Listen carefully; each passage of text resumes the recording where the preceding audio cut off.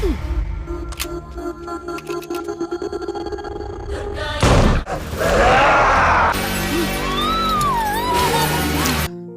সম্পর্কে আমরা সবাই জানি। তো আজকে আমরা যে মুভিটা এক্সপ্লেন করতে চলেছি সেখানে আমরা দেখব কিভাবে একটা এক্সপেরিমেন্টের কারণে পুরো গ্রাম জম্বিতে পরিণত হয়। তো চলুন আর কথা না বাড়িয়ে এই মুভির এক্সপ্লেনেশন শুরু করা যাক। মুভির শুরুতেই আমাদের একটি গ্রামের দৃশ্য দেখানো হয়, যেখানে রাতে কয়েকটা লোক চায়ের দোকানে বসে চা খাচ্ছিল।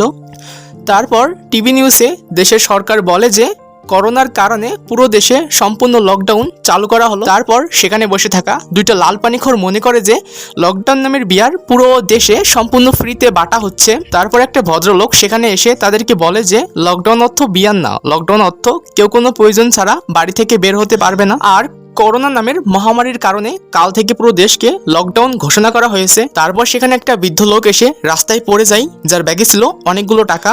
তখন চায়ের দোকানে বসে থাকা তৃতীয় ব্যক্তি ওই টাকা দেখে তার লোভ সামলাতে পারে না এবং ওই বৃদ্ধ ব্যক্তির পিছু নেয়। তারপর সে বৃদ্ধ লোকটি জঙ্গলের ভেতরে একটি বাড়িতে এসে পৌঁছায়, যেখানে তৃতীয় ব্যক্তিও তার পিছু পিছু সেখানে চলে আসে। তারপর সেই তৃতীয় ব্যক্তি সেখানে আসার পর বৃদ্ধ ব্যক্তিটি তাকে বেহুশ করে তার উপর কিছু এক্সপেরিমেন্ট শুরু করে দেয়। তারপর এখানে সিন কাট হয়ে যায় আর আমাদের দেখানো হয় এই সিনেমার মেইন ক্যারেক্টার ম্যারিওকে, যেখানে তার বন্ধু তাকে কল দিয়ে বলে যে আজ থেকে নাকি লকডাউন শেষ হয়ে গেছে। তারপর ম্যারিও ফ্রেশ হয়ে নিচে আসে, যেখানে তার বাবা প্রতিদিনের মতো তাকে কথা শোনায়। তখন তার বাবা তাকে বলে যে সারাদিন গেম খেলা ছাড়া তোর কাছ থেকে কি কোনো কাজ নাই? তখন ম্যারিও বলে আমি গেম খেলি না, আমি গেম তৈরি করি। মানে সে ছিল একজন গেম ডিজাইনার। তো একটু পরে ম্যারিওর ফোনে একটা নোটিফিকেশন আসে, যেখান থেকে সে জানতে পারে যে তার তৈরি করা গেমটা রাতারাতি ভাইরাল হয়ে গেছে এবং সেখানে 1 মিলিয়ন ডাউনলোড ডান। তখন ম্যারিও অনেক উৎসাহিত হয়ে বাড়ির বাইরে চলে আসে, যেখানে অনেকগুলো রিপোর্টার চারিপাশ থেকে তাকে ঘিরে ফেলে। তখন ম্যারিওর মনে হয় যে তার প্রথম গেম হিট হওয়ার খবর হয়তো রিপোর্টাররা জানতে পেরে গেছে, তাই তারা এখানে এসেছে। তখন সে একটু ভাবসাব নিয়ে তাদেরকে বলে যে আরে শুধু লোকাল চ্যানেল, ইন্টারন্যাশনাল চ্যানেলগুলো কোথায়? তখন সেখানে থাকা একটা রিপোর্টার তাকে জিজ্ঞেস করে যে তোমার নাম কি প্রীতি? তখন ম্যারিও বলে না। তখন রিপোর্টার তাকে সরে যেতে বলে। তখন সেখানে আসে ম্যারিওর বোন প্রীতি। তখন একটা রিপোর্টার তাকে বলে যে আপনি হলেন আমাদের শহর থেকে আইআইটিতে টপ করা প্রথম মেয়ে। তখন একটা রিপোর্টার প্রীতিকে জিজ্ঞেস করে যে তোমার আইআইটিতে টপ করার পেছনে সবথেকে বড় ভূমিকা কার? তখন প্রীতি বলে তার ভাই একটা অ্যাপ তৈরি করে, যার কারণে পড়াশোনা তার কাছে একটা গেমের মতো মনে হয় এবং তার আইআইটিতে টপ করার পেছনের সবথেকে বড় ভূমিকা তার ভাই মারিও। তারপর সিন কাট হয়ে দেখানো হয় মারিওকে, যেখানে সে তার অফিসে যায় এবং তার বাকি সঙ্গীদের তাদের গেম ভাইরাল হওয়া সম্পর্কে বলে এবং তারা সবাই এটা নিয়ে অনেক বেশি খুশি হয়ে যায়। তখন তারা সেখানে রেটিং চেক করতে বসে। একটু পরে তারা জানতে পারে যে তাদের গেমটা নেক্সট লেভেলে গিয়ে ক্র্যাশ হয়ে যায়, যার কারণে মানুষ তাদেরকে ওপেনলি গালাগালি করে। তো এখানে এদের নামটা বলা হয় নাই, স্ক্রিনে আপনারা যে মেয়েটাকে দেখতে পাচ্ছেন এই মেয়েটার নাম হচ্ছে ম্যাগি এবং এই ছেলেটার নাম হচ্ছে বাদরাম। তো তারপর তারা একটু চেকিং করে বুঝতে পারে যে তাদের গেমের ভিতরে বাগস আছে এবং তাদের এই গেমের কোডিং করেছিল তাদের ফ্রেন্ড কালিয়ান। তারপর মারিও কালিয়ানকে ফোন করে বিষয়টা জানায় এবং বলে যে তাড়াতাড়ি এসে গেমটা ফিক্স করতে। তখন কালিয়ান বলে যে তার বিয়ে ঠিক হয়েছে এবং সেজন্য সে গ্রামে এসেছে। তখন কালিয়ান তাকে বলে যে যদি তারা গেমটা ফিক্স করতে চায় তাহলে তারা জন্য রুদ্রাবরম নামে একটা গ্রামে গিয়ে তার সাথে দেখা করে। তারপর তারা তিনজন সেখানে যাওয়ার জন্য প্রস্তুতি নেয় এবং গাড়িতে করে বেরিয়ে পড়ে। তো যাওয়ার পথেই হঠাৎ করে একটা লোকের সাথে তাদের গাড়ির অ্যাক্সিডেন্ট হয়ে যায়। তারপর মারিওর বন্ধু বাদরাম চেক করার চেষ্টা করে যে লোকটি মারা গেছে নাকি বেঁচে আছে। তখনই সেই লোকটি বাদরামের হাতে কামড় মেরে দেয়, যেটা দেখে তারা সবাই রীতিমতো অনেক ভয় পেয়ে যায়। আর তখনই সেখানে একজন সায়েন্টিস্ট আসে এবং সে ওই পাগল লোকটার গলায় একটা ইনজেকশন ফুটায় এবং তাদেরকে বলে যে এ হচ্ছে একটা মেন্টাল পেশেন্ট যে পালিয়ে এসেছে। তো তারপর মারিও আর তার বন্ধুরা গ্রামে এসে পৌঁছায়, যেখানে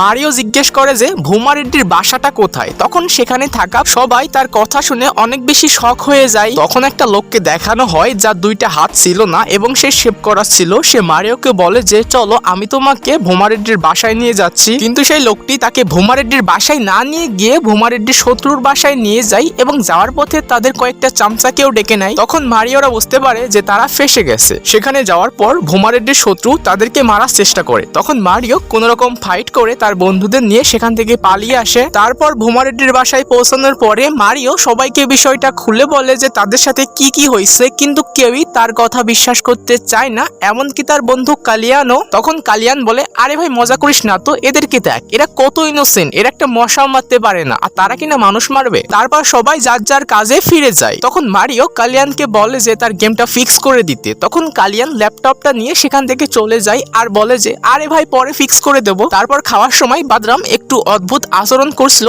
তখন একটা বুড়ি মারিওকে জিজ্ঞেস করে যে তোমরা শহরে কি কাজ করো? তখন মারিও বলে আমি হলাম গেম ডিজাইনার, কালিয়ান হলো প্রোগ্রামার, বাদরাম হলো অ্যানিমেটর এবং ম্যাগি হলো টেস্টার। তখন সেই বুড়ি কিছু বুঝতে পারে না এবং সেখানে আসে একটা মেয়েকে জিজ্ঞেস করে যে এরা কি বলতে চাচ্ছে। তখন সেই মেয়েটি বলে আরে তেমন কিছু না, এরা শুধু বাচ্চাদের জন্য গেম তৈরি করে। তারপর সেই বুড়ি বলে আরে তোমাদের দাড়ি গোঁফ বের হয়ে গেছে, তারপরে তোমাদের ছোটবেলা যায় নাই, তোমরা কোনো একটা জব করতে পারো না? তখন মারিও বলে গেম তৈরি করা একটা জবই। তারপর সিন কাট হয়ে দেখানো হয় বাদরামকে, যেখানে সে মারিওকে বলে যে তার শরীর ভালো লাগছে না তাই সে হায়দ্রাবাদ যাচ্ছে। তারপর মারিও কোথাও একটা চলে যায়।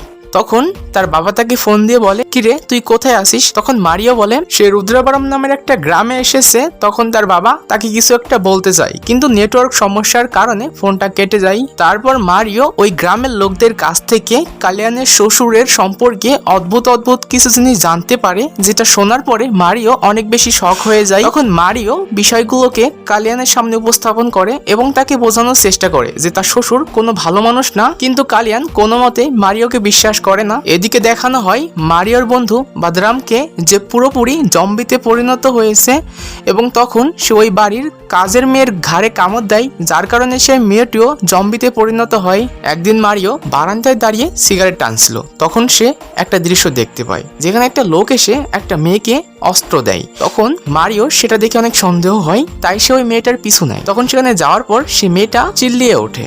তখন বাড়ির সবাই সেখানে আসে, যেখানে মারিওকে সেই মেয়েটা ফাঁসিয়ে দেয়। যে মারিও তার ড্রেস চেঞ্জ করা ভিডিও বানাচ্ছিল, যেটা দেখে কালিয়ানের শ্বশুর অনেক ক্ষিপ্ত হয়ে যায় এবং সে মারিওকে ওয়ার্নিং দেয়। তখন কালিয়ান মারিওকে বাঁচায় এবং বলে যে এরকমটা আর দ্বিতীয়বার হবে না। তখন কালিয়ান মারিওকে একটা পেন ড্রাইভ দিয়ে বলে যে তোর গেমটা আমি অনেক আগেই ফিক্স করে রেখেছিলাম, কিন্তু তোকে দিইনি এই জন্য যে তুই এখান থেকে চলে যাবি। তখন কালিয়ান মারিওর সাথে রাগ করে সেখান থেকে চলে যায়। পরের দিন মারিও এখান থেকে চলেই যাবে, এমন সময় ম্যাগি মারিও আর কালিয়ানের ভেতরে আবার বন্ধুত্ব করিয়ে দেয়। তারপর মারিও একটা প্ল্যান করে যে সে কালিয়ানকে শরবতের ভেতরে ঘুমের ওষুধ খাওয়াবে, যার কারণে সে বিয়ের সময় ঘুমিয়ে পড়বে এবং তাদের বিয়েটা ক্যান্সেল হয়ে যাবে। কিন্তু সেখানে থাকা একটা মেয়ে যার নাম ছিল নন্দিনী, সে মারিওর প্ল্যানটা উল্টাপাল্টা করে দেয়, যার কারণে সেই ঘুমের ওষুধ মেশানো শরবতটা মারিও নিজেই খেয়ে ফেলে এবং সে ঘুমিয়ে পড়ে। এদিকে কালিয়ানের বিয়েটাও সম্পূর্ণ হয়ে যায়। তারপর দেখানো হয় কালিয়ানের বাসরাত, যেখানে কালিয়ান জানতো না যে তার বন্ধু বাদরাম তার বউয়ের ঘাড়ে কামড় দিয়েছে, যার কারণে তার বউ জম্বিতে পরিণত হয়েছে। এদিকে ভিরা রেড্ডির কিছু লোক এসে কালিয়ানকে উঠিয়ে নিয়ে যায়। তখনই মারিওর ঘুম ভেঙে যায় এবং সে ওইটা দেখে ফেলে। তখন মারিও তাদেরকে ধরার চেষ্টা করে, কিন্তু তখনই সে নন্দিনীর সাথে ধাক্কা খায়। তখন তারা দেখে যে তাদের আশেপাশে সবাই জম্বিতে পরিণত হয়েছে এবং একে অন্যকে কামড়ানোর চেষ্টা করছে। তারপর তারা কোনো রকম বেঁচে ঘরের ভেতরে চলে আসে, যেখানে ম্যাগি এবং কাশিকাটি নামের একটা লোক বেঁচে ছিল। তাছাড়া বাকি সবাই জম্বিতে পরিণত হয়েছে। তখন তারা সবাই জম্বি থেকে বাঁচার জন্য ভাবতে থাকে। তখনই তাদের মাথায় একটা আইডিয়া আসে এবং তারা জম্বির গেট আপ নেয় এবং সেখান থেকে বের হওয়ার চেষ্টা করে, কিন্তু সেটাও কাজ করে না, কারণ জম্বিরা সবকিছু শুকে বুঝে নিতে পারতো যে কে কোথায় আছে। তখন মারিওর মাথায় একটা আইডিয়া আসে এবং সে তার গায়ে কেরোসিন লাগিয়ে নেয়, যাতে করে জম্বিরা তার গায়ের ঘ্রাণটা না পায়। তখন মারিওর প্ল্যানটা কাজ করে এবং তারা সবাই সেখান থেকে গাড়িতে করে পালিয়ে যায়। তো তারা তখন ডাইরেক্ট হায়দ্রাবাদ না গিয়ে ভিরারেড্ডির বাসায় যায়, কারণ সেখানে তারা কালিয়ানকে কিডন্যাপ করে রেখেছে। তো সেখানে যাওয়ার পর মারিও কালিয়ানকে খুঁজে বের করে, কিন্তু তখন মারিও জানতে পারে যে তাদের সাথে যে মেয়েটা এসেছিল সে হচ্ছে ভিরা রেড্ডির মেয়ে নন্দিনী রেড্ডি, যার কারণে মারিওরা তখন সেখানে ফেসে যায়। তো ফেসে গেলে মারিও ভিরা রেড্ডির কাছে জানতে চায় যে তারা কেন কালিয়ানকে হত্যা করতে চায়। তখন ভিরা রেড্ডি বলে যে অনেক বছর আগে তার বোনের সাথে ভূমা রেড্ডির ভাইয়ের বিয়ে ঠিক করা হয়েছিল, কিন্তু ভূমা রেড্ডির ভাই বিয়ে না করে সেখান থেকে পালিয়ে যায়, যার কারণে তার বোন বিয়ের শোকে শোকে পাগল হয়ে গেছে। তারপর মারিও তাদেরকে আইডিয়া দেয় যে কালিয়ানকে মেরে লাভ কি, মারতে হলে ওই লোকটাকে মারতে হবে যে তার বোনকে ধোকা দিয়ে পালিয়ে গেছে। তখন মারিও সে লোকটা ছবি দেখতে চায়। তখন সেই লোকটার ছবি দেখে কালিয়ান বলে আরে এই লোকটা তো তোর বাপের মতো লাগছে রে মারিও। আসলে ওই লোকটার নাম ছিল প্রতাপ রেড্ডি, যে ছিল মারিওর বাপ। যেটা জানার পর মারিও অনেক শক হয়ে যায় এবং ভিরা রেড্ডি তখন কালিয়ানকে না মেরে মারিওকে মারার চেষ্টা করে। তখন মারিও একটা প্ল্যান বানায় এবং তখন সে ভিরা রেড্ডির বোনের গলায় চাকু রেখে সেখান থেকে পালিয়ে যায়। তখন তারা একটা মেলায় পৌঁছায়, যেখানে তারা একটা পুলিশের কাছে সাহায্য চায়, কিন্তু পুলিশও জম্বিতে পরিণত হয়েছিল।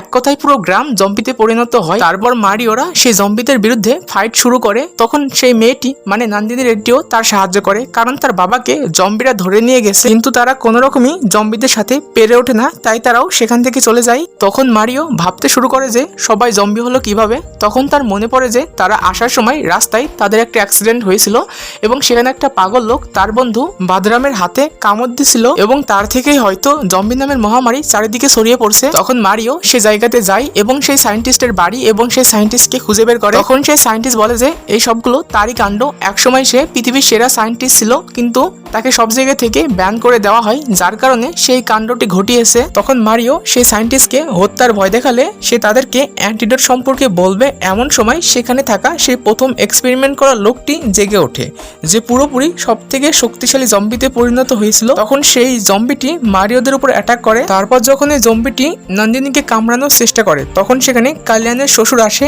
এবং সে তাদেরকে বাঁচিয়ে নেয়, কিন্তু নন্দিনীর হাতে ওই জম্বিটির হাতে ছাপ পড়ে গেছিল। তারপর মারিও সায়েন্টিস্টের কাছ থেকে নিয়ে আসা ক্যামেরাটা চেক করছিল, যেখান থেকে সে জানতে পারে যে এটার অ্যান্টিডোট কি। তখন মারিও বুঝতে পারে যে এটার অ্যান্টিডোট কোথায় পাওয়া যাবে, তাই সে তখন সবাইকে সেখানে নিয়ে যায়।